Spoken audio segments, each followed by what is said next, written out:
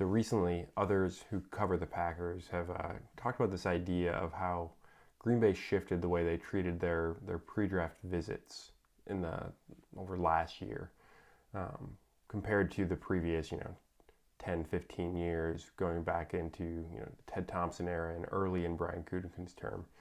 But we used to use these visits primarily to bring in guys that are kind of on the edge of like, are they going to be drafted? Maybe not. If they're not drafted, we'd like to have a foot in the door and have kind of like wooed them a little bit to entice them to come in as an undrafted free agent. Last year, they brought in 28, I believe it was, for their visits that were known. I'm sure they did the full 30, but of those 30, 6 of them were drafted by the Packers. And then one additional was added to the roster late in the season, who is still on the roster now. So that would be 7 out of those 30. So people are talking about that a little bit. One thing that I haven't heard talked about much with it, though, is the idea that Green Bay had 11 draft picks last year. So over 50% of those draft picks were in on a pre-draft visit. So I'm going to go through the list of who we've had visit this year so far. Currently, there's 28, starting in order by the consensus rankings, thanks to Acme Packing Company who put this report together.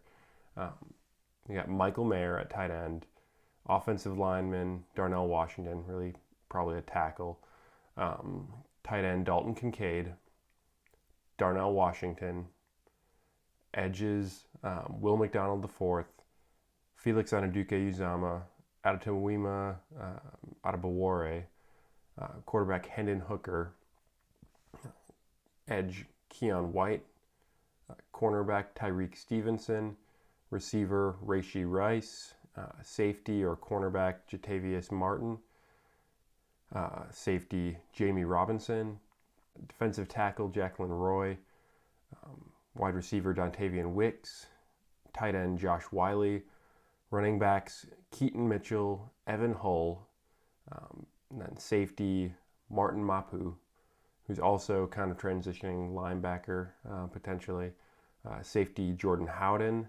offensive lineman likely a guard Antonio Mafi, running back Lou Nichols III, tight end Ben Sims, offensive lineman Kadeem Telford, quarterbacks Sean Clifford and Tanner Morgan, and wide receivers Cole Tucker and Ryan Miller. So that's the 28 that we have so far.